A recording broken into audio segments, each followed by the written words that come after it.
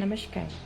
GGIC Banbhoolpura के YouTube channel में मैं नीतू रावत आप सभी का हार्दिक अभिनंदन करते हैं। आज़ादी का अमृत महोत्सव यह कार्यक्रम 12 मार्च 2021 से हमारी आज़ादी के 75 वर्ष के पूर्ण होने के अवसर पर हमारे देश के इतिहास को स्मरण करते हुए, उन वीर सेनानियों को स्मरण करते हुए इस उत्सव का आयोजन किया जा रहा था। इस महोत्सव का समापन 75 सप्ताह के पश्चात 15 अगस्त 2023 को होना है। इस उपलक्ष्य पर इस समापन समारोह को मनाने हेतु मेरी माटी मेरा देश कार्यक्रम चलाया जा रहा है। हमारे विद्यालय में भी इस कार्यक्रम का आयोजन अत्यंत ही हर्षोल्लास के साथ किया गया। विभागीय निर्देशों के अनुसार कार्यक्रम को विद्यालय में उत्साहपूर्वक मनाया जा रहा है। आदरणीय प्रधानाचार्य श्रीमती सविता श्रीवास्तव मैम के कुशल दिशा निर्देशन में कार्यक्रम प्रभारी श्रीमती मोनिका चौधरी मैम के नेतृत्व में इस कार्यक्रम का आयोजन बहुत ही सुंदर तरीके से हमारे विद्यालय में किया जा रहा है। इस अवसर पर माटी के दीपक के साथ पंच प्रण लिया गया। साथ ही अमृत वाटिका हेतु मिट्टी का भी संग्रह विद्यालय में किया गया। इस अवसर पर छात्राओं का उल्लास देखते ही बनता था।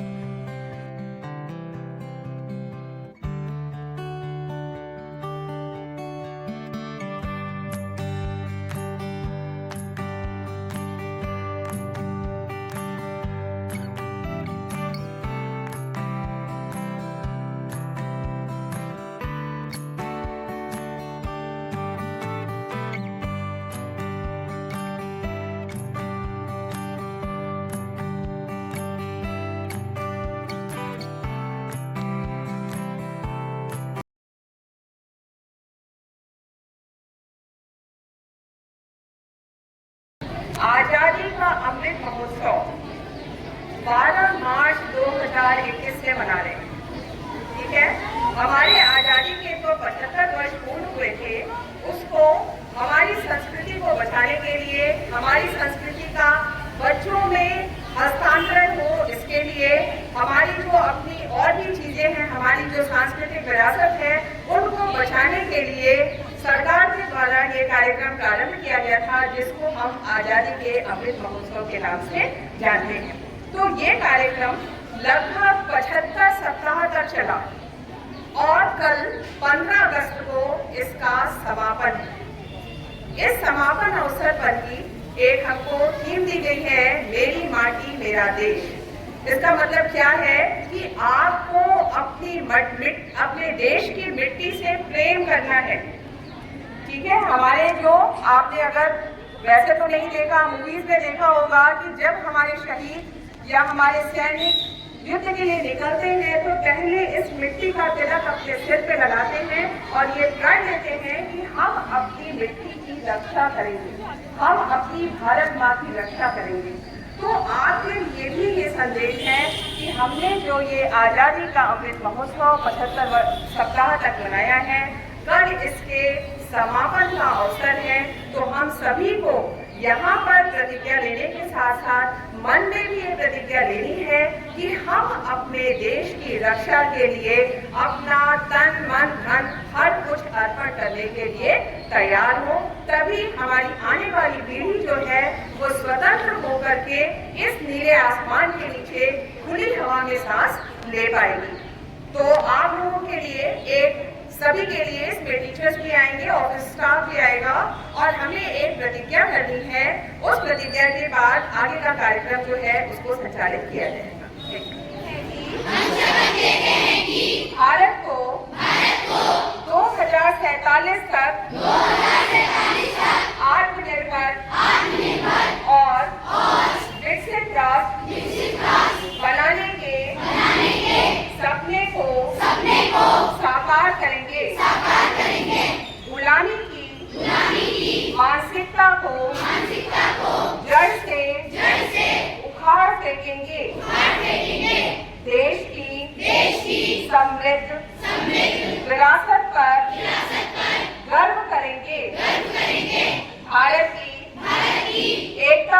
सुदृढ़ करेंगे और देश की रक्षा करने वालों का सम्मान करेंगे। नागरिक होने का कर्तव्य निभाएंगे। जय हिंद, जय भारत।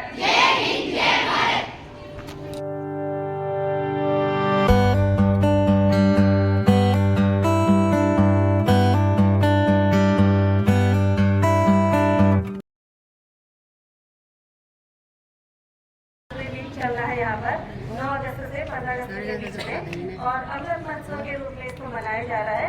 इसी से रिलेटेड मैं आपको कुछ चीज़ें बताऊंगी। बच्चों, आप लोगों को पता है कि गांधी जी के द्वारा बहुत सारे आंदोलन चलाए गए, और राष्ट्रीय स्तर पर हमारे आंदोलन को, जो स्वतंत्रता आंदोलन चल रहा था, उसको राष्ट्रीय स्तर पर करवाने का श्रेय भी, राष्ट्रवादी भावना प्रेरित करने का श्रेय भी गांधी जी को जाता है। और आप लोगों को पता भी है कि बहुत सारे आंदोलन गांधी जी के द्वारा चलाए गए थे ना। कौन कौन से आंदोलन चलाए गए थे, कोई बताएंगे मुझे?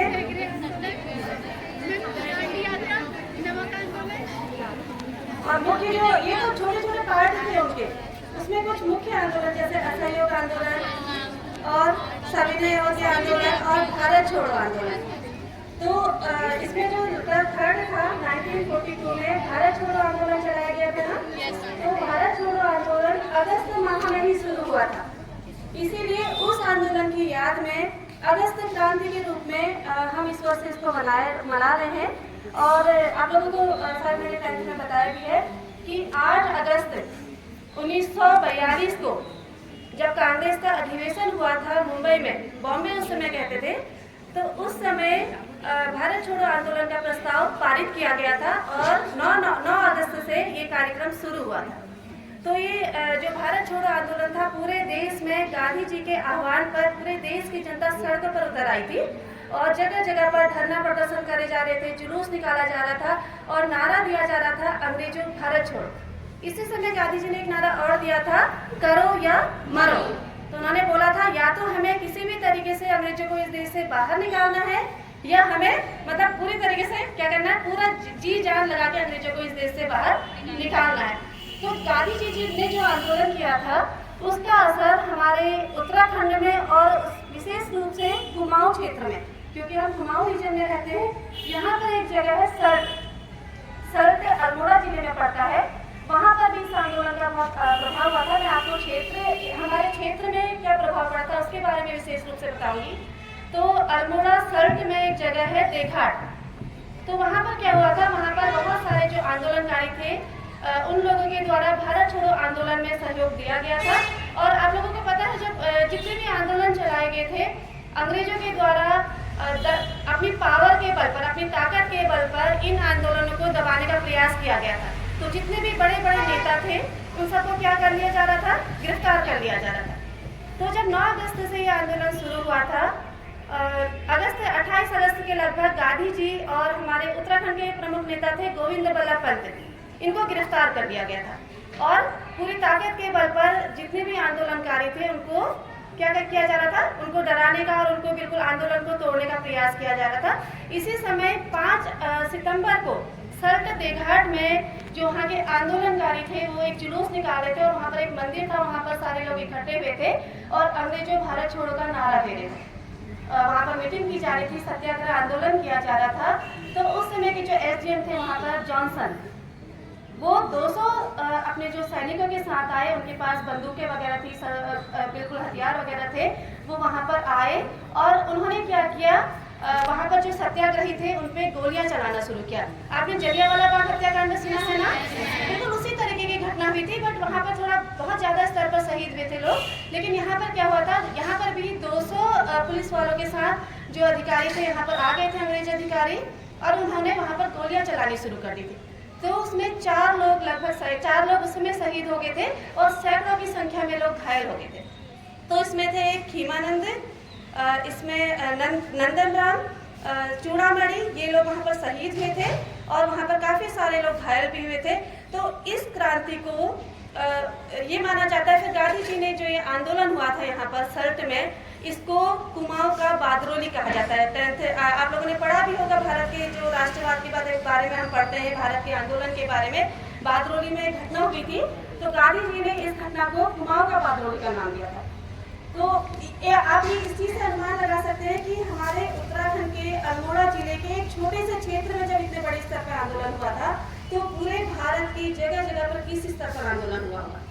तो इन्हीं सब आंदोलनों का परिणाम रहा कि लास्ट में अंग्रेजों को ये लगने लगा कि हम भारत को अपने अधीन नहीं रख पाएंगे, और बहुत सारे ऐसे रीजन भी रहे थे कि ब्रिटिश सरकार धीरे धीरे कमजोर हो गई थी। इन्हीं सब आंदोलनों के परिणाम स्वरूप 15 अगस्त 1947 को हमारा देश आज़ाद हो गया है। तो जो आज हम शहीदों के बारे में हम यहाँ पर बात कर रहे हैं, तो हम ये देखते हैं कि हमारे उत्तराखंड और पूरे देश के हजारों लाखों लोगों का योगदान रहा है हमारे देश को आज़ाद करवाने में। बहुत सारे लोगों ने अपना योगदान दिया, बहुत हजारों लोग शहीद हुए, कई सारे लोगों को फांसी पे चढ़ा दिया गया। तो बहुत सारे बलिदानों के बाद हमें ये आज़ादी मिली है। अब हम सबकी का उत्तरदायित्व बनता है कि हम क्या करें, इस आज़ादी को अक्षुण्ण रखें। और हम अक्षुण्ण रख सकते हैं, अपने देश की प्रगति कब कर सकते हैं, जब हमें जो भी उत्तरदायित्व मिलेंगे हम उनको सही तरीके से निभाएंगे। और आप लोगों का उत्तरदायित्व क्या होता है, क्या है सबसे बड़ा उत्तरदायित्व आप लोगों का? सच्चाई के रास्ते पे चलना। जो काम आपका है, जो आपकी ड्यूटीज है, उनको आप सही तरीके से करें। और आप लोगों की ड्यूटीज क्या है? पढ़ाई करना। जब आप पढ़ाई करेंगे, आप अपनी प्रगति करेंगे, अपने समाज की प्रगति करेंगे और देश की भी उन्नति होगी। तो जो भी हमारे शहीद हैं, जिन्होंने आज़ादी के आंदोलन में अपना योगदान दिया, उनको सबसे बड़ी श्रद्धांजलि हमारी यही होगी। इन्हीं शब्दों के साथ मैं अपनी बात को